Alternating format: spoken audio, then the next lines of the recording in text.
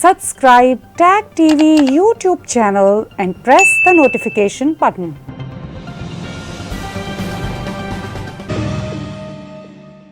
The beats for you Bharat education and technology series में हम बातचीत करते हैं भारत में कैसे एजुकेशन और टेक्नोलॉजी का फ़रोग़ हो, कैसे उसका दौरा हो, कैसे उसकी बढ़ोतरी हो।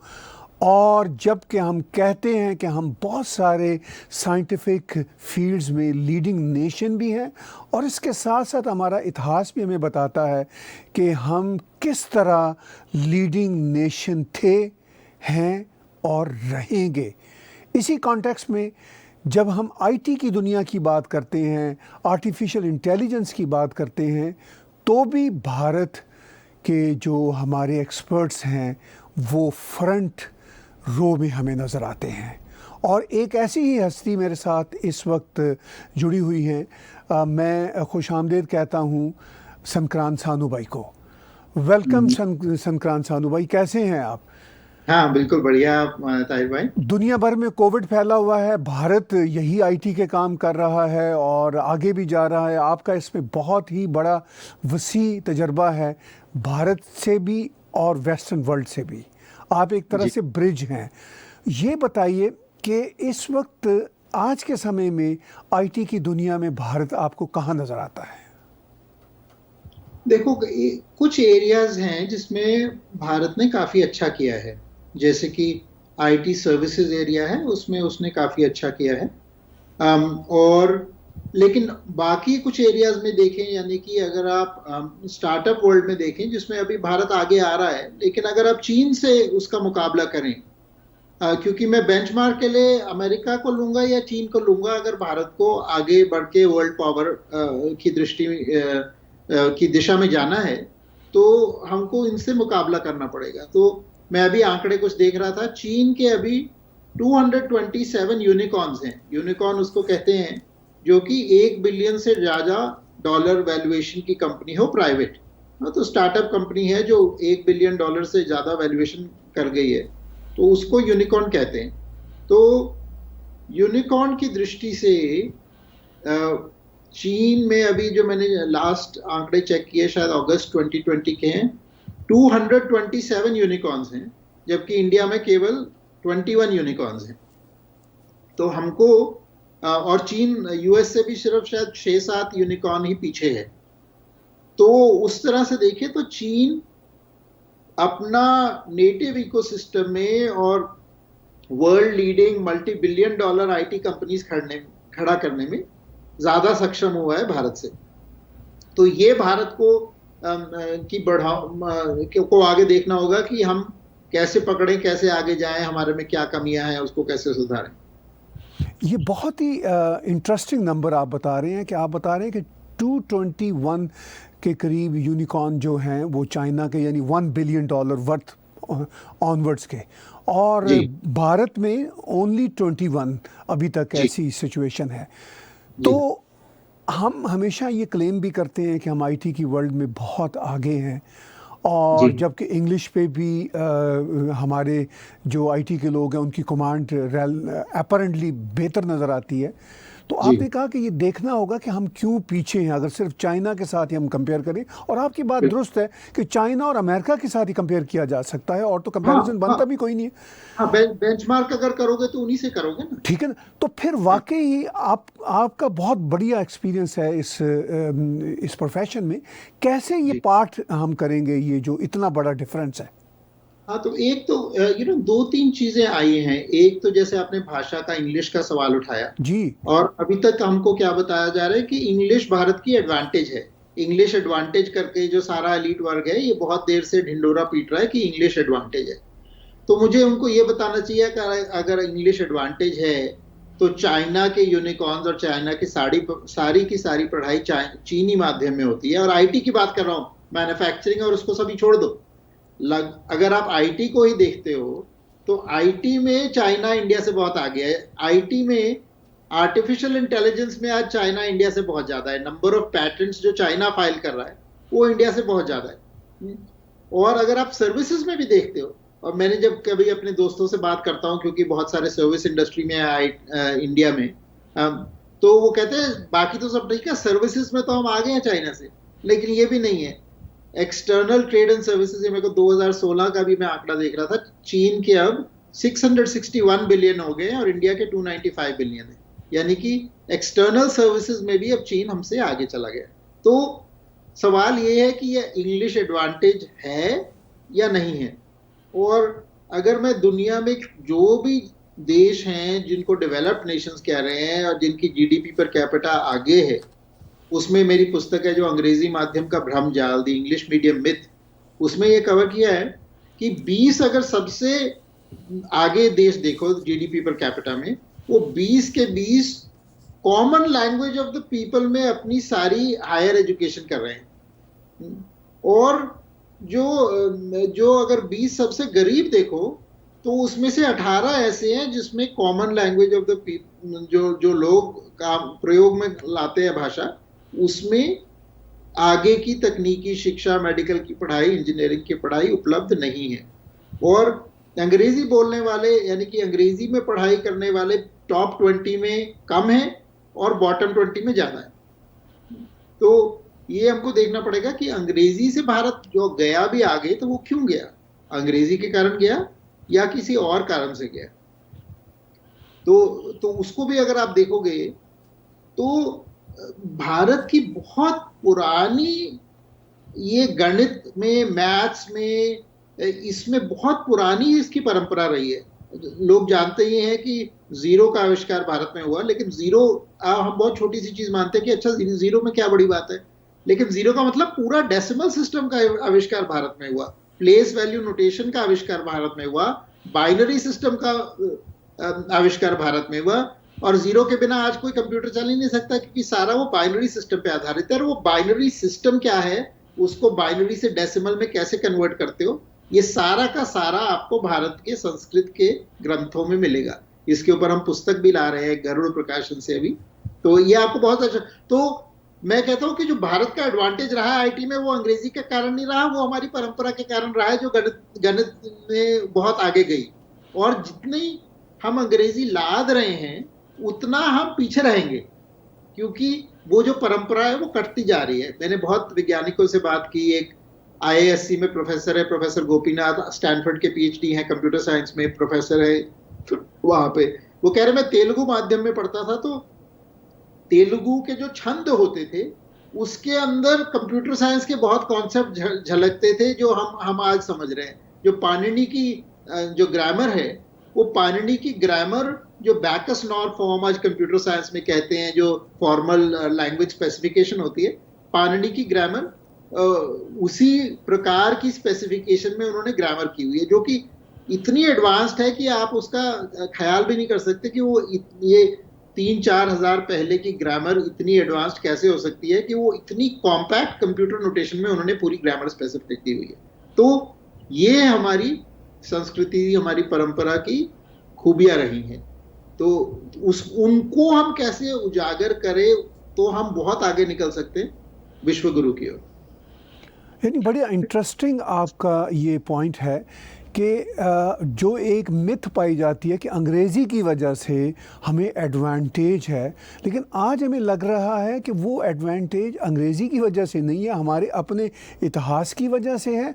और जो एडवांटेज हमसे ले रहे हैं वो अंग्रेज़ी की वजह से नहीं ले रहे। जैसे चाइना है, वो तो अपनी ही भाषाओं पे रिलाई कर रहे हैं और नॉलेज को ना सिर्फ गेन कर रहे हैं बल्कि आगे भी लेके जा रहे हैं और उसको अपने लिए बेनिफिशरी भी बना रहे हैं। अगर हम ये जो मिथ है, ये जो एक ऑब्सेशन है, भाषाएं सारी अच्छी हैं, इंग्लिश भी अच्छी है, लेकिन ये जो ऑब्सेशन है एक एलीट क्लास का भारत में कि शायद इंग्लिश ही उनको आगे लेके जाएगी, वो भी ख़त्म हो गया इनफैक्ट प्रैक्टिकल ग्राउंड्स पे। तो क्या फिर हम आईटी की दुनिया में भारत के अंदर फिर किस तरह एटलीस्ट चीन को ही चेस कर सकें? जी उसमें ना तो दो बातें आपने कही। एक तो मैं एक अंतर करना चाहूंगा अंग्रेजी माध्यम में और अंग्रेजी सीखने में। यानी कि अंग्रेजी सीखना अच्छी चीज़ है। लोगों को सबको अंग्रेजी सीखनी चाहिए, उसमें कोई है दुनिया की जो इंफॉर्मेशन उसको आप टैप कर सकते हैं, ठीक है। लेकिन जब आप माध्यम बदल देते हैं, यानी कि मीडियम बदल देते हैं, तो उसमें परेशानी होती है। मीडियम बदलने पर परेशानी क्या होती है कि जो बच्चा है, आपसे वो जो गांव में बच्चा है, वो स्कूल जा रहा है, वो गांव का बच्चा है, उसने हिंदी में पढ़ा है, उसने पंजाबी में पढ़ा है, उसने बंगाली में पढ़ा है। वो जब स्कूल जा रहा है तो स्कूल में जब जाएगा और उसको उसके घर की भाषा अंग्रेजी नहीं है, उसके वातावरण की भाषा अंग्रेजी नहीं है, लेकिन आप उसको कहोगे कि अंग्रेजी माध्यम में पढ़ो, तो उसको कुछ समझ आएगा? क्लास में क्या बता रहा जाए समझ आएगा? ऐसे बच्चे मैं देख रहा हूं, मैं इंटरव्यू करता हूं अपनी कंपनी के लिए। एक लड़की आई जो कि 10 साल अंग्रेजी माध्यम स्कूल में उत्तर प्रदेश में, यूपी में, कानपुर के पास एक छोटे शहर में, गांव में भी नहीं, एक छोटे शहर में पढ़ी 10 साल। लेकिन 10 साल अंग्रेजी माध्यम में पढ़ने की, ना वो अंग्रेजी का एक सेंटेंस सीधा लिख सकती है और ना वो हिंदी का सेंटेंस सीधा लिख सकती है, क्योंकि आपने उसकी जो उसकी समझने की क्षमता है उसको आपने जीरो कर दिया उस पर अंग्रेजी लाद लाद के। तो हमको उसके बारे में विचार करना है कि बच्चे की मानसिक जो विकास है, बच्चे का बुद्धि कैसे बढ़ेगी, वो उसकी अपनी भाषा से बढ़ेगी, वो अंग्रेजी से नहीं बढ़ेगी। और जो कंप्यूटर की दुनिया है उसमें बुद्धि चाहिए, अंग्रेजी नहीं चाहिए। आपने कहा कि एक हमारे पास होता था तरह से प्राइड कि हम आईटी की जो सर्विसेज की दुनिया है उसमें काफ़ी अपने आप को आगे समझते थे, लेकिन अभी जो एनालिसिस आ रहे हैं हम तो चाइना से उसमें भी पीछे हैं। तो मैं इसलिए चाइना पे बार बार जोर दे रहा हूँ कि एक बेंचमार्क जैसा आपने शुरू में कहा हमें बनाना ही पड़ेगा ना, एक कंपैरिजन तो करना ही पड़ेगा। जी। और फिर हम दो बड़ी नेशंस भी हैं, अपनी पॉपुलेशन वाइज भी नेबर्स भी हैं, तो फिर कैसे ये पार्ट पूरा होगा, ये मैं फिर एक बार आपसे जानना चाहता हूँ। हाँ, तो उसमें क्या है ना कि चाइना ने क्या किया है हमको समझना पड़ेगा। एक तो चीन की सारी जो आपकी एजुकेशन है वो चीनी माध्यम में हो रही है, ठीक है। उन्होंने एक और भी प्रोग्राम बनाया कि वर्ल्ड में जितना टैलेंट है उसके आई थिंक उसका नाम क्या था, टॉप 100 प्रोग्राम, ऐसी कुछ था उसका नाम, मेरे को नाम भूल रहा है, कि दुनिया की यूनिवर्सिटीज में जो टॉप टैलेंट है वो उनकी यूनिवर्सिटीज में कैसे आया। उनको एल्योरमेंट देके उन्होंने अपना टैलेंट बनाया। उन्होंने एक एजुकेशन सिस्टम बनाया जिसके अंदर टैलेंट को आइडेंटिफाई करते हैं। उन्होंने एक सिस्टम बनाया जिसके अंदर पैटेंट्स वो सारे के सारे चीनी भाषा में करते हैं। उन्होंने सिस्टम बनाया कि जब टेक्नोलॉजी कंपनी चाइना में आती है उसको टेक्नोलॉजी ट्रांसफर करना होता है, और टेक्नोलॉजी ट्रांसफर उसको चीनी भाषा में करना होता है, यानी कि उसको अनुवाद करना पड़ेगा। उन्होंने एक सिस्टम बनाया कि ऑटोमेटिक मशीन ट्रांसलेट करते हैं। एक एंड्रू नग है, बहुत famous computer scientist, Stanford university में है।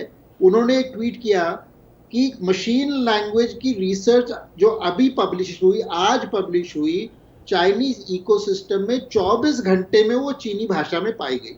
ये उन्होंने इस स्तर का अनुवाद का काम करा हुआ है। तो आपको ये और इसमें मैं भाषा की बात इसलिए कह रहा हूं कि अगर आप अपनी भाषा में पढ़ोगे, तो आज भारत क्या कर रहा है, अंग्रेजी कह रहा है कि अंग्रेजी से ही हम कंप्यूटर पढ़ सकते हैं, यानी कि 10% से ज्यादा लोगों को बहुत अच्छी अंग्रेजी नहीं आती है भारत में, ठीक है। तो यानी कि आपने अपनी पॉपुलेशन को केवल 10% पे रिड्यूस कर दिया, कि बाकियों के लिए तो बाधा हो गई अंग्रेजी। सिर्फ 10% है जिसके लिए अंग्रेजी का बेनिफिट है। तो आपने चीन के मुकाबले में अपने आप को सिर्फ 10% ऑफ द पॉपुलेशन को सर्व कर रहे हो। तो आपका एजुकेशन सिस्टम अगर सिर्फ 10% पॉपुलेशन को बढ़ाएगा तो फिर कैसे मुकाबला करेगा? तो ये इस पे गौर देने की जरूरत है। और दूसरी चीज इस पे कि आगे कैसे जा सकते हैं, एक तो टेक्नोलॉजी की डेमोक्रेटाइजेशन होगी भाषा से। अभी क्या है कि हमने इंटिमिडेशन फैक्टर बना दिया है कि आपको टेक्नोलॉजी समझनी है तो उससे पहले अंग्रेजी समझनी है। जापान ने ऐसा कोई इंटिमिडेशन फैक्टर नहीं बनाया। जापान में गांव का बच्चा भी सोचता है मैं डॉक्टर बन सकता हूं, कोई प्रॉब्लम नहीं है। जापान का और उसके अंदर आप देखो कितने नोबेल प्राइज विनर्स निकल चुके हैं जापान से। जापान का बच्चा सोच सकता है मैं इंजीनियर बन सकता हूं, मैं टॉप इंस्टीट्यूट में जा सकता हूं, मैं अपने टोयोटा का सीईओ बन सकता हूं, और मेरे को अंग्रेजी नहीं चाहिए टोयोटा का सीईओ बनने के लिए, क्योंकि मैं अमेरिका में जाऊंगा तो एक क्लर्क ले जाऊंगा जो अंग्रेजी में अनुवाद कर लेगा, फ्रांस में जाऊंगा तो एक और डिफरेंट ट्रांसलेटर ले जाऊंगा जो फ्रेंच में अनुवाद कर लेगा, जर्मनी में जाऊंगा तो जर्मनी में अनुवाद कर लूंगा। मेरे को सीईओ बनने के लिए मल्टीनेशनल कंपनी का अंग्रेजी की कोई आवश्यकता नहीं है। और आप अगर जापान के टॉप बिजनेस एग्जीक्यूटिव्स को देखोगे उसमें से बहुत कम को अंग्रेजी आती है अच्छी। तो ये हमको सोचना है। और दूसरा, टैलेंट के ऊपर फोकस। एक हमारी जो भारत में समस्या हुई है, हमने एक शब्द पकड़ लिया सोशल जस्टिस, लेकिन जो सोशल जस्टिस शब्द पकड़ा है ये भी हमने एक इंपोर्ट करके पकड़ लिया। कोई मेरे को डेफिनेशन कर दे अगर सोशल जस्टिस की, तो हर व्यक्ति से पूछोगे वो अपनी कोई डेफिनेशन दे देगा। हम अगर एक और नजरिया रखें कि हमको ह्यूमन पोटेंशियल को मैक्सिमाइज करना है, ये नजरिया रखें कि जितना टैलेंट है किसी देश में, उस टैलेंट को हम मैक्सिमाइज कैसे कर पाए। तो उसमें क्या होगा, मैंने कुछ साल पहले आईक्यू टेस्ट लेकर मैं गांव में घूमा और उसमें मैंने पाया कि गांव में बहुत टैलेंट है हमारे, और मेरा यही मकसद था कि मैं टैलेंट को कैसे ढूंढूं और उसको कैसे आगे बढ़ाऊं। तो कई गांवों में घूमा और मैंने पाया कि जो गांव का बच्चा था इंडिया में, वो भारत के गांव का बच्चा भारत के शहर के बच्चे से आईक्यू में आगे निकला मेरे आईक्यू टेस्टिंग में। और सबसे बड़ी बाधा उस बच्चे के लिए यही है कि जी आगे की पढ़ाई तो अंग्रेजी में होती है, वो बड़ी कठिन है, तो हम छोड़ देते हैं, उसके बाद टैक्सी चलाते हैं। तो ये हमको समस्या देखनी है कि हमको टैलेंट डेवलपमेंट कैसे करें, रादर देन कोई क्राइटेरिया पकड़ ले कि अच्छा हमको सोशल जस्टिस और सब ऐसा, ये सब हमने कहानियां सुना रखी है। सब टैलेंट राइज करेगा तो सबको वैसे ही अफ्लुएंस मिलेगा। तो हर टैलेंट को हर गरीब से गरीब बच्चे की हमारी कोशिश होनी चाहिए कि अपने टैलेंट के मुताबिक वो ऊपर से ऊपर राइज कर पाए। और ये चाइना कर रहा है। और ये चाइना कर रहा है और भारत नहीं कर रहा। आई मीन वहाँ पे ये एनवायरनमेंट अभी भी कायम नहीं हुई। एजुकेशन सिस्टम चाइना का गवर्नमेंट कंट्रोल्ड है, हम सब जानते हैं। जी। भारत में गवर्नमेंट कंट्रोल नहीं है, और भारत में हम कहते हैं कि गवर्नमेंट कंट्रोल चीज़ें नहीं होनी चाहिए, लेकिन प्रैक्टिकली जो सक्सेस नज़र आ रही है फ्रैंकली वो तो चाइना से नज़र आ रही है।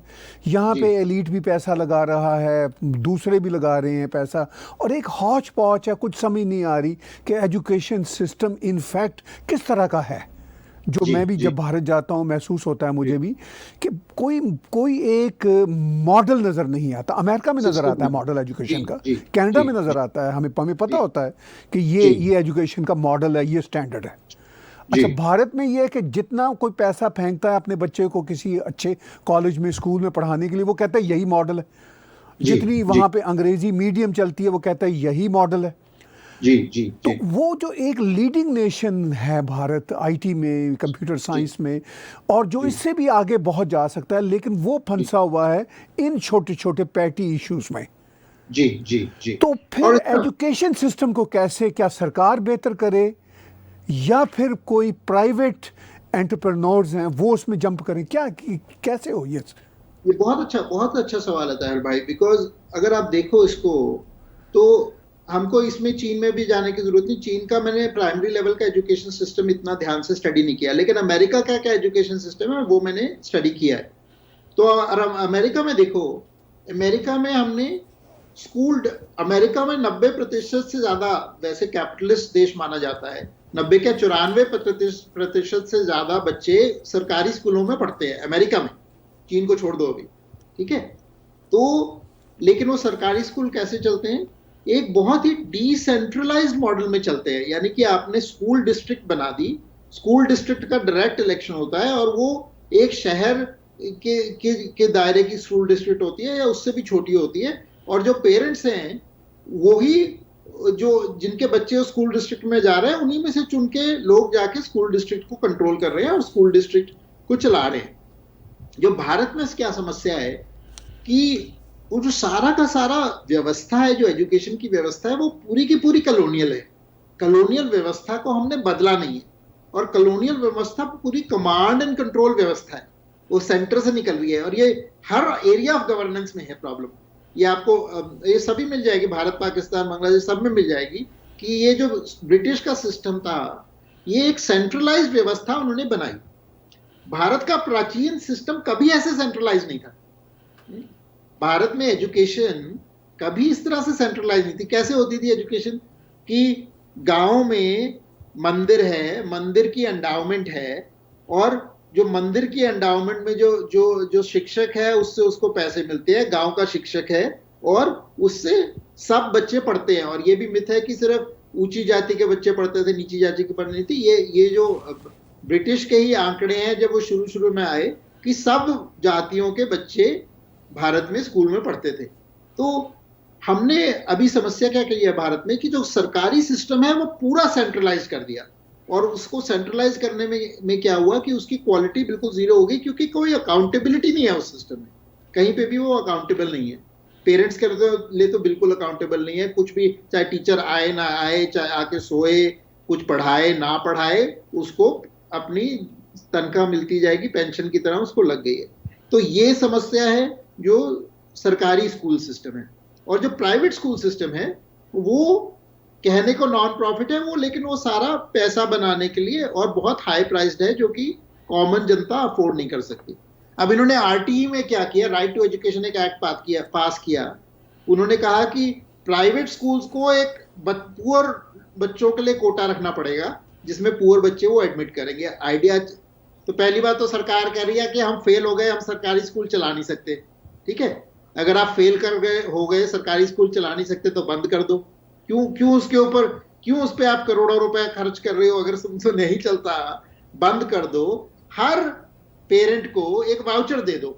हर पेरेंट को कहो कि तुम्हारी हर बच्चा जो स्कूल गोइंग है उसके नाम पे 10,000 रुपए महीना तुमको मिलेगा, और वो वाउचर केवल आप स्कूल में जाकर यूज कर सकते हो, आप किसी और खर्चे के लिए नहीं कर सकते।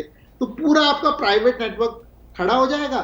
उन प्राइवेट स्कूल्स के लिए आप एक इवैल्यूएशन क्राइटेरियन बता दो कि उसका क्या आउटकम बेसिस होना चाहिए, कि किसी भी प्राइवेट स्कूल के अंदर ये नहीं कि आपके कितने कमरे हैं, आपका फेंस लगा है नहीं लगा। आरटीई में सब ऐसे क्राइटेरिया है कि भी आप गांव में कहाँ फेंसेस होते हैं, घरों के बीच में भी फेंसेस नहीं होते। लेकिन अगर स्कूल का फेंस नहीं होगा, स्कूल का प्लेग्राउंड नहीं होगा, गांव में सभी प्लेग्राउंड है, स्कूल का प्लेग्राउंड बनाने की क्या जरूरत है?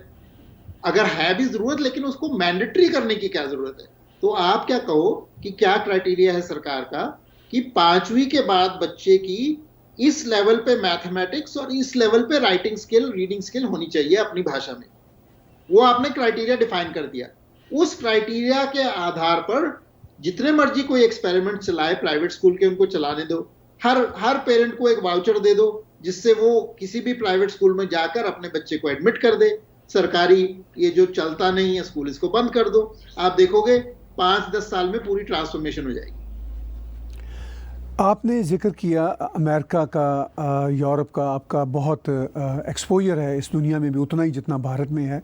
यहाँ पर कैपिटलिज्म ही है, मगर जो एजुकेशन सिस्टम है वो मैं ये कहूँगा कि सिर्फ प्राइमरी ही नहीं बल्कि स्कूल्स का भी और इवन कॉलेजेस के लेवल पर भी, यूनिवर्सिटी लेवल तक भी वो एक ही है। हमारे बच्चे यहाँ से पढ़ रहे हैं, मैं उनका सिलेबस देखता हूँ, और वो जो उनकी फैसिलिटीज़ हैं गवर्नमेंट की तरफ से उनको एजुकेशन में आगे पढ़ने के लिए, वो भी बहुत है। और ये सारे का सारा काम हो रहा है कैपिटलिज्म के बावजूद। चाइना में कैपिटलिज्म नहीं है अपरेंटली, लेकिन इनफैक्ट है। उनके अपने स्टाइल का, उनके अपने मॉडल का वो क्लेम करते हैं सोशलिज्म है, मगर वहाँ पर भी सेंट्रलाइज्ड है। भारत में जो प्राइवेट एजुकेशन है वो पैसा बनाने के लिए है, हम सबको पता है। जो सरकारी स्कूल है उनके बारे में ये खदशा होता है कि ये काम नहीं करेंगे। आफ्टर ऑल, इस तरह का मॉडल एजुकेशन का भारत में कैसे बनाया जा सकता है कि सरकार के अंदर भी आ जाए और वो एफिशिएंट भी हो, इफेक्टिव भी हो? ये पॉसिबल है जी?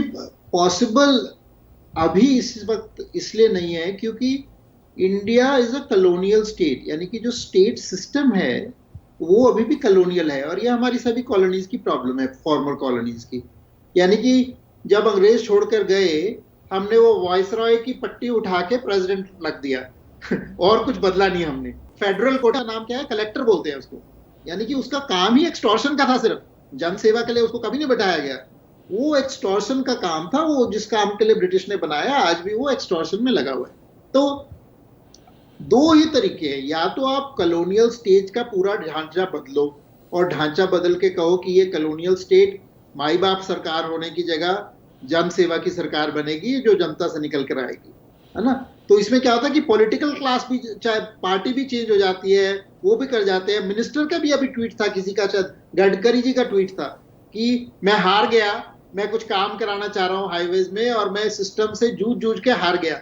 ये सबसे इंपॉर्टेंट मंत्री आपका ट्रांसपोर्टेशन का ये कह रहा है कि मेरे से सिस्टम में कुछ नहीं हो रहा और अब मैं सोच रहा हूँ कि एक प्राइवेट अलग से ग्रुप बनाऊं, इंडस्ट्री से लोग लेके आऊं जो, ताकि मेरा हाईवे का प्रोग्राम चलते रहे। तो वो जो सरकारी सिस्टम है, it is a corrupting system. Corrupting system मतलब जिसमें ऑनेस्ट बंदा जाता है वो जाके करप्ट हो जाता है, क्योंकि वो सिर्फ करप्शन के हिसाब से चलता है। और अगर कोई ऑनेस्ट बंदा होगा तो उसको तो वो तो वहां से जी नहीं सकता, बिकॉज सबकी सेटिंग हुई हुई है कि ये इस लेवल पे इतना पैसा बनना है, इस लेवल पे इतना पैसा बनना है, इस लेवल पे इतना पैसा बनना है। तो वो बाकी तो उसको जीने नहीं देंगे कि ये तो हमारा धंधा बंद कर रहा है। तो या तो उसको आप पूरे के पूरे सिस्टम को चेंज करो या रिवाइज करो, और अगर नहीं होता वो, तो आप कहो सरकार को आप कम से कम छोटा करो, यानी कि जो भी प्राइवेट के लिए आप स्टैंडर्ड्स क्रिएट करो। सरकार का काम हो कि स्टैंडर्ड्स क्रिएट करे, लेकिन सरकार का काम चलाने का ना हो, क्योंकि जैसी वो चलाती है तो वो फिर वही करप्शन का ढांचा उसके ऊपर खड़ा हो जाता है। देखिए, ये दिक्कतें तो अपनी जगह पे, लेकिन क्या आप समझते हैं कि जिस तरह वेस्टर्न वर्ल्ड में प्राइवेट सेक्टर को साइंस और टेक्नोलॉजी की बढ़ोतरी के लिए एक तरह से छूट मिली हुई है, यहाँ पर जितनी बड़ी साइंस और टेक्नोलॉजी की फर्म्स हैं, कंपनियां हैं, वो अपने प्राइवेट सेक्टर के मुताबिक चल रही हैं। अगर भारत में भी जो बड़े बड़े इदारे हैं, जैसे वेपनरी बनाने वाले, आईटी की दुनिया में बड़ा बड़ा काम करने वाले, अगर वो प्राइवेट एंटरप्रेन्योर्स आ जाएं तो मसले का हल हो सकता है।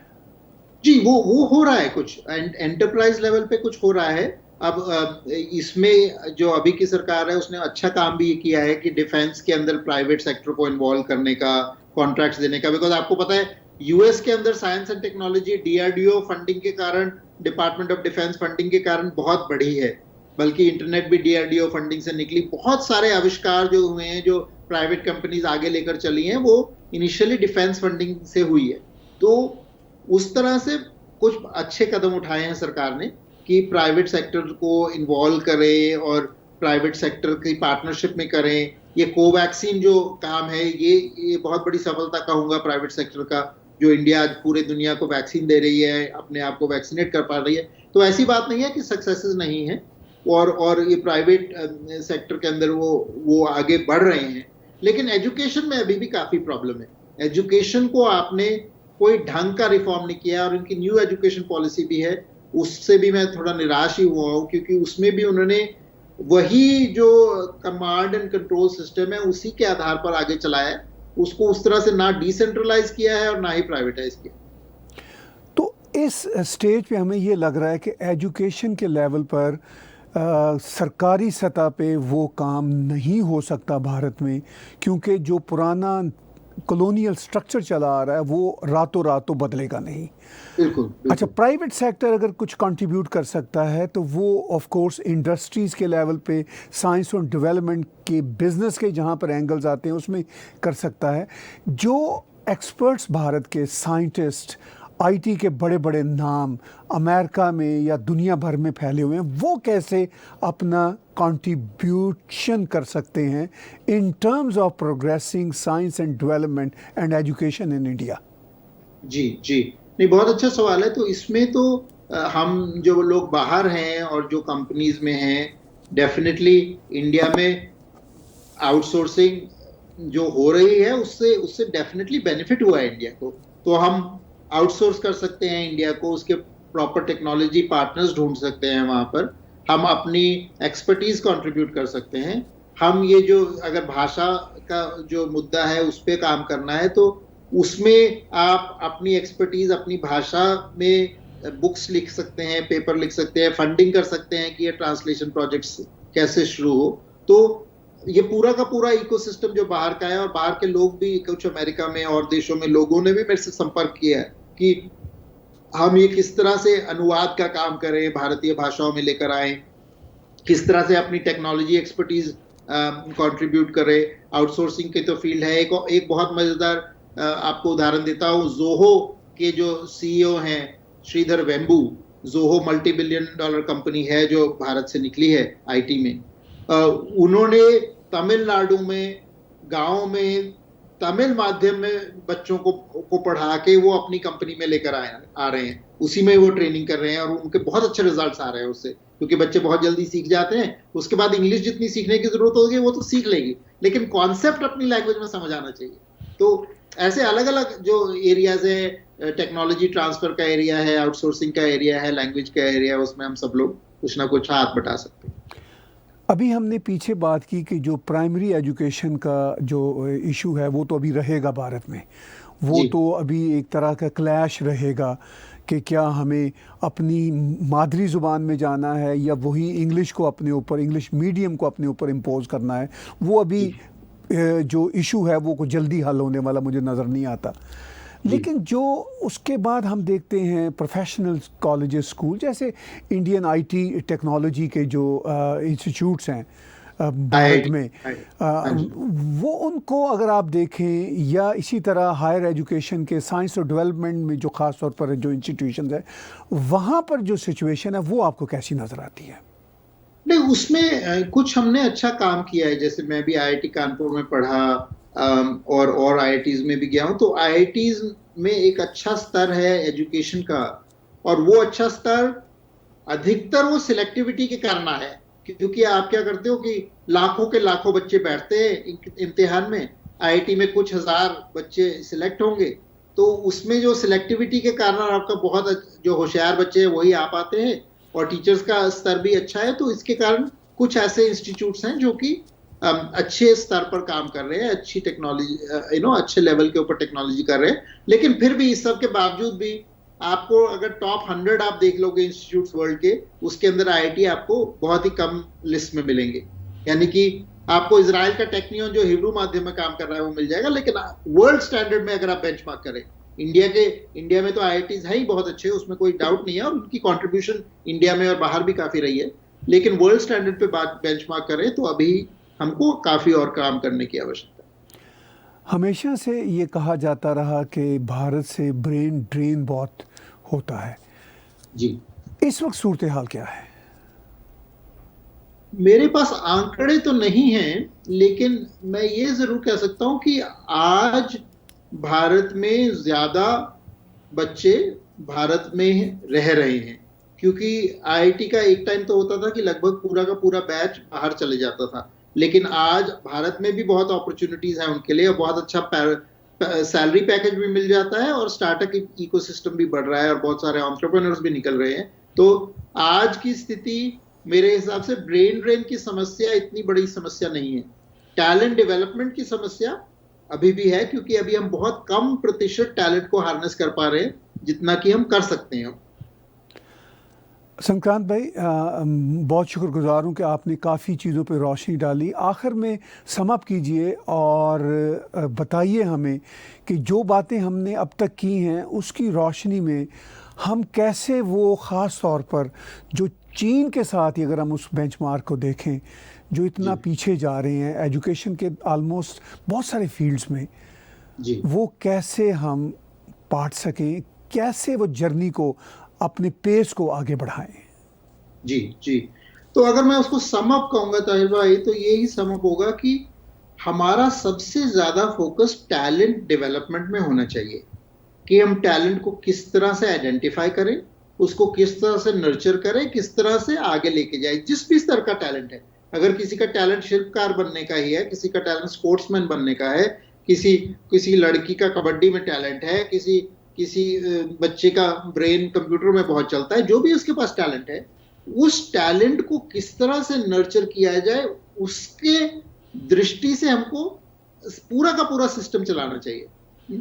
अगर हम उस टैलेंट दृष्टि की नर्चर करेंगे तो सभी के सभी उसके साथ उठेंगे, और सभी के सभी अपने, उसके ना एक संस्कृत में शब्द है स्वधर्म, तो जो स्वधर्म है वो हमारे टैलेंट से भी किसी तरह से जुड़ा हुआ है कि जो मेरी कंट्रीब्यूशन है इस दुनिया में जो मैं कर सकता हूं उसको मैं मैक्सिमाइज कैसे करूं, अपने मैक्सिमम पोटेंशियल तक कैसे पहुंच पाऊं। और अगर हम वही सोच से भारत के एजुकेशन में देखेंगे, भारत की इंडस्ट्री में देखेंगे, तो वो भाषा वगैरह वो सब उसी में आ जाते हैं, क्योंकि बच्चे का टैलेंट अपनी भाषा में बहुत तेज से आएगा। अगर पैटेंट वो अपनी भाषा में कर सके तो बहुत तेजी से आएगा। अगर हम सोशल जस्टिस को टैलेंट डेवलपमेंट की दृष्टि से देखें कि हर जाति में, हर हर बैकग्राउंड में, हर गरीब हो अमीर हो उसका कुछ फर्क नहीं पड़ता, गरीब से गरीब बच्चा उसको अपॉर्चुनिटी मिले कि उसका टैलेंट पूरी तरह से फ्लावर हो पाए, उस दृष्टि से हम देखेंगे तो मुझे लगता है कि भारत अपनी जो सही जगह है दुनिया में वहां पर फिर पहुंच पाएगा।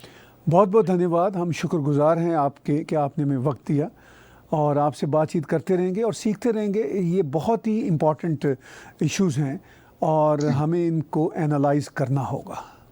नमस्कार। Thank you very much. बातचीत सुन रहे थे आप संक्रांत सानू जी की, जो आईटी की दुनिया में एक ख़ुद बड़ा नाम है और भारत की एजुकेशन की दुनिया में भी वो गहरी नज़र रखते हैं और चाहते हैं कि अपना कंट्रीब्यूशन भी करें और अपनी सजेशंस भी दें और अवेयर भी करें पूरे समाज को कि साइंस, टेक्नोलॉजी और एजुकेशन की दुनिया में भारत कैसे आगे जा सकता है। बीट्स के सिलसिला में जो हम साइंस, डेवलपमेंट और एजुकेशन की मद्दम में जो बातचीत कर रहे हैं वो बहुत इम्पॉर्टेंट है। अब तक जो हमने शोज़ किए, ये बात बिल्कुल क्लियर हुई कि एक तो जो हमारी मदर टंग्स हैं भारत की, उनमें एजुकेशन बहुत इम्पॉर्टेंट है। दूसरा जो इम्पॉर्टेंट नुक्ता है वो हमारा जो कॉलोनियल हैंगओवर है, उससे हम अभी तक बाहर नहीं निकल पाए। हमने कभी सोचा ही नहीं कि जापान, रूस, चाइना बग़ैर अंग्रेज़ी के साइंस और टेक्नोलॉजी में कितना आगे निकल चुके हैं। अंग्रेज़ी जानना बहुत ज़रूरी है, बहुत अच्छा है, मगर जैसा कि संक्रांत सानू जी ने कहा, अंग्रेज़ी में पढ़ना, अंग्रेज़ी मीडियम को अपने ऊपर तारी करना, ये कोई ज़रूरी नहीं है। जो बेसिक नॉलेज है वो तो अपनी अपनी मदर टंग में हासिल कर ले जो भी स्टूडेंट चाहता है। उसके बाद वो उसकी चॉइस है कि वो इंग्लिश को सीखे। और मैं ज़रूर समझता हूँ कि जैसे ही कोई स्टूडेंट अपने नॉलेज को बढ़ाएगा तो वो इंग्लिश लैंग्वेज को एज ए नॉलेज भी बढ़ाएगा। तो उससे हमें परेशानी नहीं होनी चाहिए कि इसको जॉब नहीं मिलेगी। अब जब जॉब नहीं मिलेगी की बात आती है तो ये भी एक बहुत बड़ी इनसिक्योरिटी है भारत के माशरे में। ख्याल ये किया जाता है कि अगर इंग्लिश नहीं आएगी तो जॉब नहीं मिलेगी, और ग्राउंड रियलिटी भी ऐसी है भारत के अंदर भी और भारत से बाहर भी। जो अपने नॉलेज को जानता भी है, जानती भी है, उसको उस वक्त तक अच्छी जॉब नहीं मिलेगी जब तक वो इंग्लिश लैंग्वेज को नहीं जानेगा या जानेगी। ये एक बहुत बड़ी समस्या है। ये बात हम सब समझते हैं और जानते भी हैं, लेकिन इस सिलसिला में सरकार को आगे आना चाहिए, सरकार को इनकरेज करना चाहिए। जैसे कि हम जापान में देखते हैं, रूस में देखते हैं, चाइना में देखते हैं, स्कैंडिनेवियन कंट्रीज़ में देखते हैं, जहां इंग्लिश मीडियम नहीं है बुनियादी इल्म हासिल करने के लिए। दुनिया के बहुत सारे देश ऐसे हैं, लेकिन जो कॉलोनियल हैंगओवर में रह रहे हैं देश, उनका अभी भी यही ख्याल है कि इंग्लिश आ गई तो सब कुछ आ गया। ये बात भी दुरुस्त नहीं है। बीट्स में हमारी कोशिश होगी कि हम इसी तरह के एनालिसिस करते रहें। आने वाले दिनों में आपको हमारे बीट्स के इनिशिएटिव के बहुत सारे शोज़ देखने और सुनने को मिलेंगे, जिसमें हम आपके सामने जियोपॉलिटिक्स पर भी बातचीत करेंगे, साइंस और टेक्नोलॉजी के जो शोज़ उन पर भी बात करेंगे। हमारे बहुत सारे शोज़ ऐसे भी आने वाले हैं जो टेक्निकल टीचिंग से रिलेटेड होंगे, जैसे आप दूसरी वेबसाइट्स पे, दूसरे यूट्यूब चैनल पर देखते हैं। हमने ऐसे शोज़ की तैयारी का सिलसिला शुरू कर दिया है। डॉक्यूमेंट्रीज भी आएंगी, वो भी आप देखिएगा। तो टैग टीवी पर बीट्स के लिए आप जुड़े रहें। बीट्स की वेबसाइट thebeatsforyou.com, thebeatsforyou.com पर आप जा सकते हैं। बीट्स का अपना यूट्यूब चैनल भी आ चुका है। इस वीडियो लिंक में उस यूट्यूब के चैनल को भी हम दिखाएंगे। फेसबुक का पेज भी बन चुका है। इस वीडियो लिंक में हम वो लिंक भी आपको देंगे ताकि आप बीट्स की जो अपनी बीट है उससे भी जुड़ते चले जाएं। और आने वाले दिनों हफ्तों में आप देखेंगे कि बीट्स के इनिशिएटिव में आपको बहुत सारा इंटरेस्टिंग कंटेंट मिलेगा। उस इंटरेस्टिंग कंटेंट में आपको एकेडमिक वीडियोस भी मिलेंगे। Subscribe Tag TV YouTube channel and press the notification button.